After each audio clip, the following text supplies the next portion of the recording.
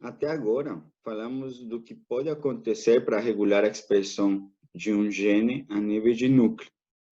Neste momento, esse RNA já processado, ele vai ser exportado para fora do núcleo e se dirigir até os ribossomos, no caso do RNA mensageiro, para ser traduzido.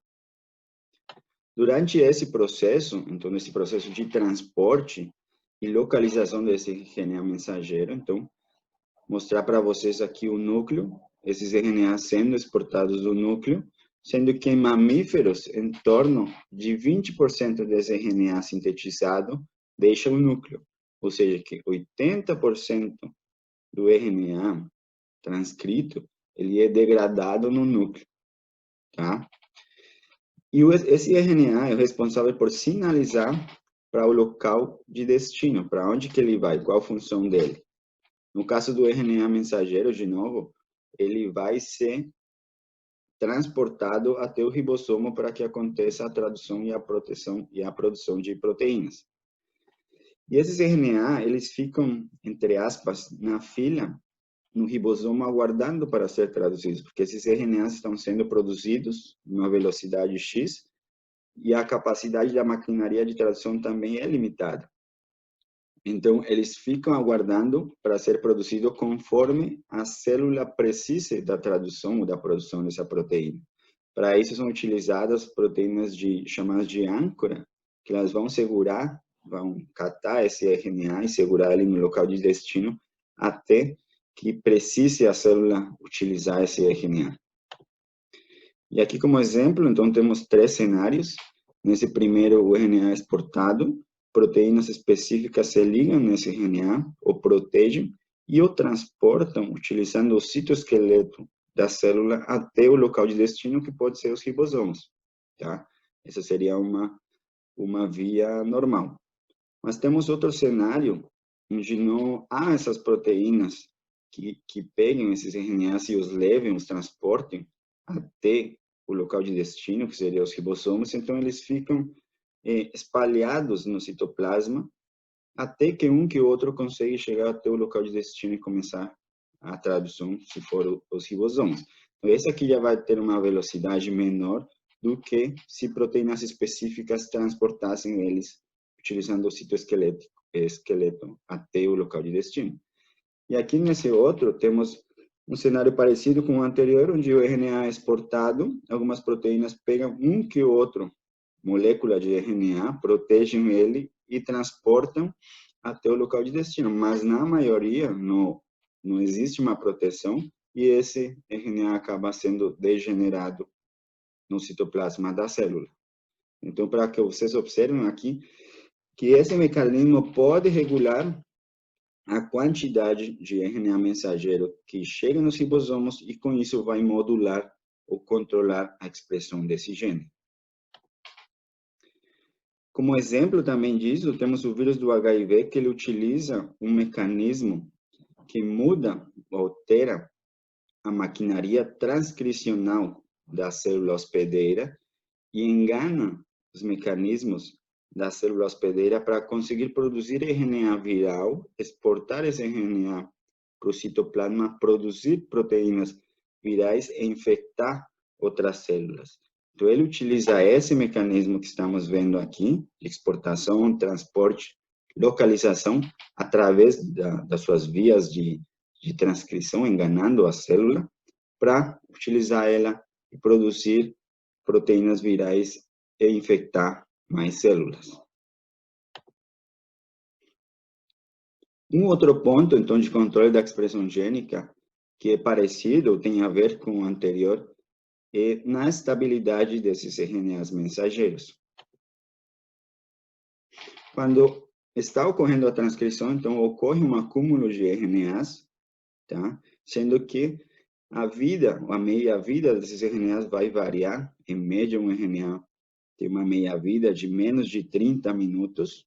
E aqui um exemplo da beta-globina, um exemplo bem acima da média, ela tem 10 horas de meia-vida. Então, esse é um ponto importante, porque nesse período curto de tempo, vai se decidir se ele vai conseguir chegar até o local de destino e ser traduzido. Essa degradação do RNA, ela é realizada por enzimas específicas, por exonucleases, tá?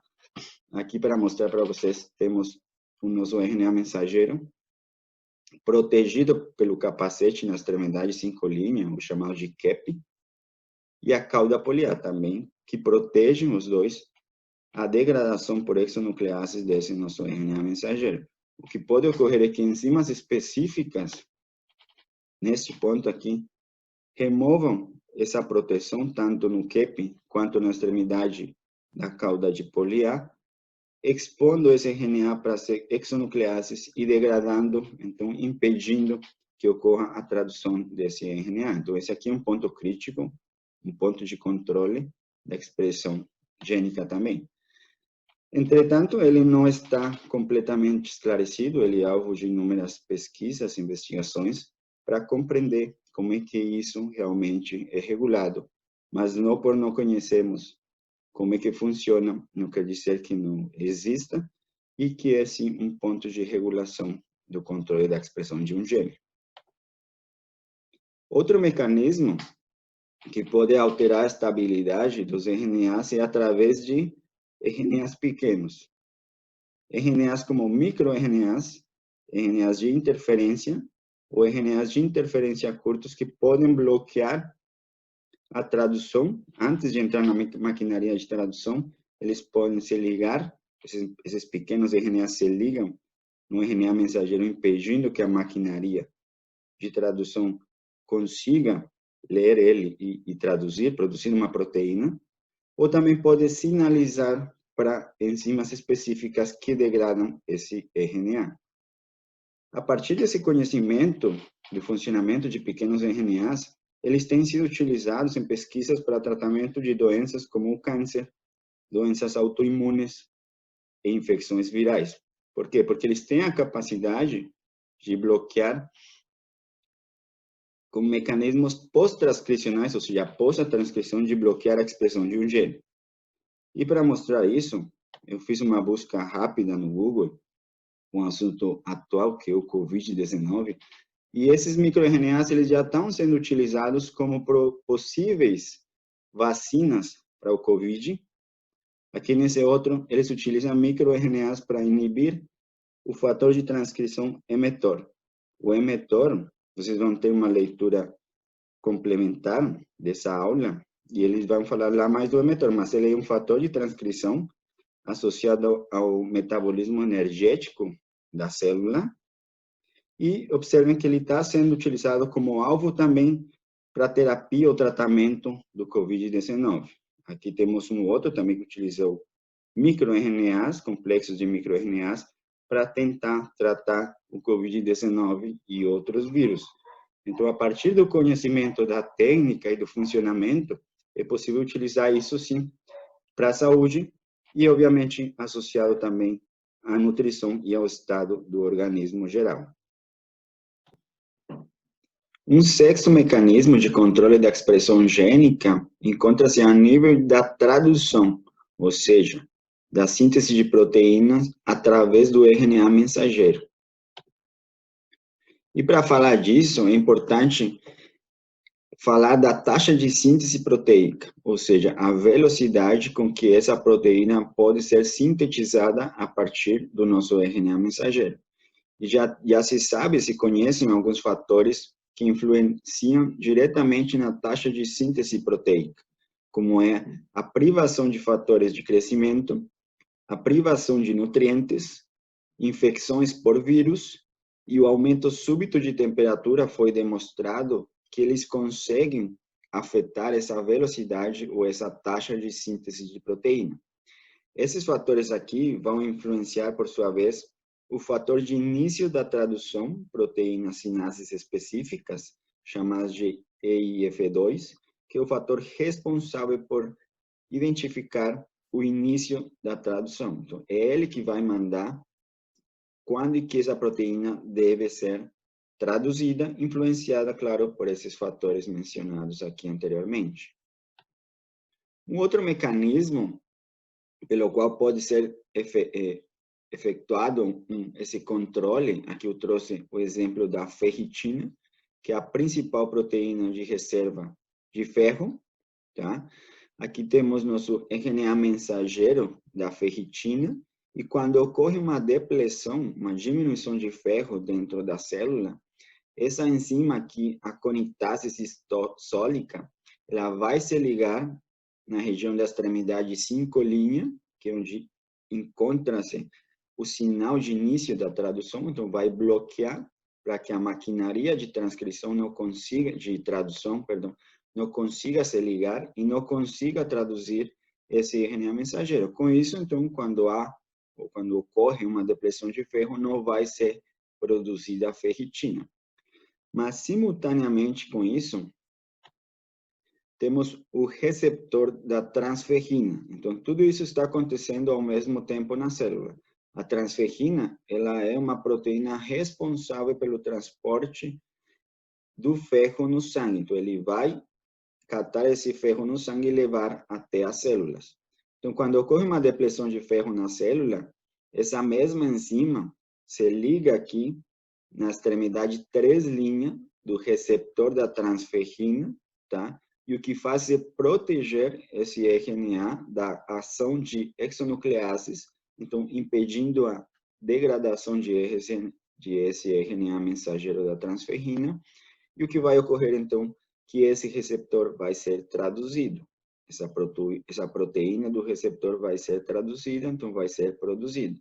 Então, aqui de novo, quando ocorre uma depressão de ferro, vai ocorrer um bloqueio no RNA mensageiro da ferritina. Não precisa ferritina porque não tem ferro para ser armazenado, mas precisa que ocorra um ingresso, uma entrada de ferro para dentro da célula. Então, é ativada essa segunda via do receptor e esse receptor da transferrina é ativado e produzido. Aqui no outro cenário, então, quando ocorre um excesso de ferro na célula, o que acontece aqui com a ferritina? Esse ferro se liga nessa aconitase, liberando ela, tirando ela dessa região do iniciador da tradução, permitindo então que a tradução ocorra e produza então a ferritina, que produza a proteína, tá? E do lado do receptor da transferrina, então, o que acontece? Também se liga nessa enzima e libera essa extremidade 3' da cauda poliar, levando a uma clivagem ou uma degradação desse RNA por ação de exonucleases. Então, observem aqui, vai bloquear a produção da proteína do receptor da transferrina. Então, quando temos um excesso de ferro na célula, é produzida proteína para armazenar esse ferro e é bloqueada a produção do receptor para que não entre mais ferro para dentro da célula do ambiente extracelular. E aqui, mostrando também então, a complexidade e a sinergia, que nenhum desses mecanismos funciona sozinho. É tudo levado além disso. E temos como sétimo ponto e último ponto de controle da expressão gênica a nível de proteína, de atividade da proteína, ou seja, a proteína foi traduzida, mas ela pode ser inativada. Existem mecanismos pós-traducionais, ou seja, após essa tradução da proteína, nos quais ocorre uma adição de radicais fosfato, por exemplo, ou adição de açúcares, entre outros, para quê? Porque vão regular a atividade da proteína, que vão fazer com que essa proteína se desplace até o local onde ela estão precisando dela. Também pode mudar a taxa de degradação dessa proteína, então, deixando ela ativa por mais ou por menos tempo, a adição desses grupos. E também pode permitir a interação com outras proteínas e formação de complexos proteicos maiores. Essas proteínas, da mesma forma que os RNAs, elas têm uma vida útil que varia de proteína para proteína, dependendo da função delas e o local onde elas vão atuar.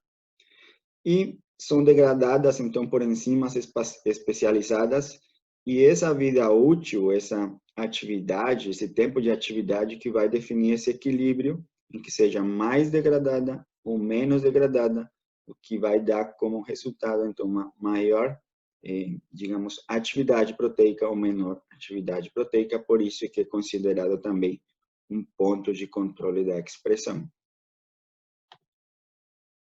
Com isso, então, a gente viu 7 pontos nos quais pode ser controlada a expressão de um gene. Eu gostaria de lembrar vocês, de enfatizar que nenhum desses pontos ocorre sozinho, está ocorrendo aqui no DNA, mas também na atividade da proteína, mas também no RNA que está sendo produzido, no RNA que está sendo exportado. Então, tudo ocorre sinergicamente, que vai mudar de acordo com os estímulos, a velocidade ou a taxa de produção de esse nosso gene-alvo, ou vai simplesmente dizer não seja expresso ou seja expresso num determinado momento da célula. Isso tudo está estreitamente associado ao status metabólico do organismo, que, por sua vez, também está associado à ingestão de nutrientes, ao comportamento alimentar e a todo o meio ambiente como tal que podem, ou que exercem efeitos e sobre o controle da expressão de cada um dos genes que produz a célula.